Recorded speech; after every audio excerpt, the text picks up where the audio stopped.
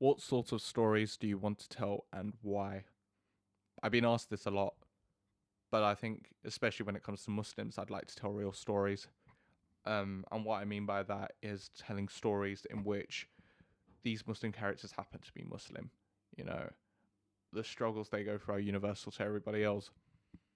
And if you make Muslims go through things such as change and growing up and learning to let go and everything that anybody else can go through, then people will start to see us as normal because we go through the same things as them. You look at Harry Potter and Luke Skywalker and Tony Stark, they have their own journeys, they have their own struggles, and it's so universal to people. But we never define them by them being white dudes. And I think that can be the same for any character, no matter who they are and where they come from, especially when it comes to Muslim characters as well. I think that's the way forward to normalizing everything. And that's the sort of stories I want to tell. At the same time, I do want to tell serious stuff as well about Islamophobia and hate crime against Muslims of all sorts. Because I think there's a lot to tell there as well. But yeah, those are the kind of stories I want to tell. Why? Because it's who I am, quite literally.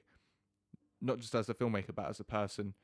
But when it comes to making films, telling stories, I like to put myself in them because I feel like I connect that way, and I know I'm being honest to myself, and people are getting something authentic.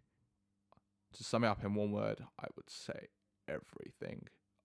Like really everything, because representation is the reason why I wanted to pursue film in the first place as a Muslim, to represent us in a way that isn't just about putting us on screen and saying, oh look, it's us, which will be great, but it's more real world stuff, because some people in the UK and the US, all over the world, the only times they see Muslims are through films, through TV shows, through the news. So they don't live around any Muslims, so that's their only experience of who we are. And so it is important to me that we start representing us in a way that's positive, but not in a way that disrespects our religion and who we are at the same time. That we need to find a balance there,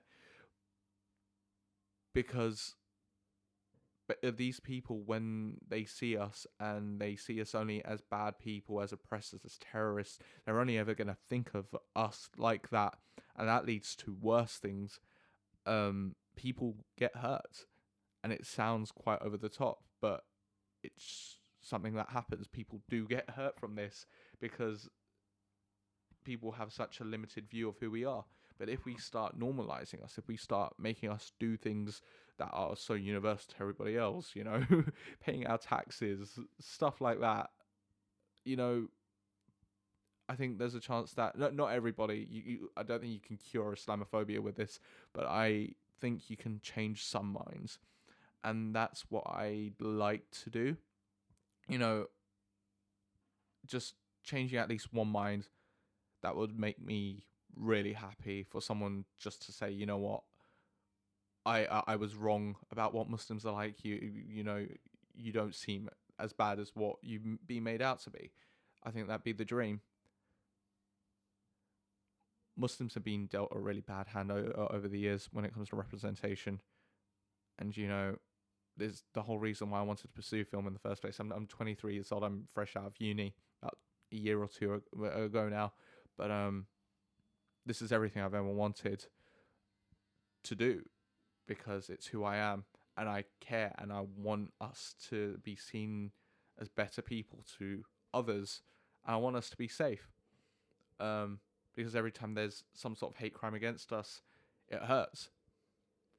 So I think there's a huge responsibility on every Muslim creator's shoulder to make sure that we're representing us in the best way possible. So I would say, what does representation mean to me? Everything.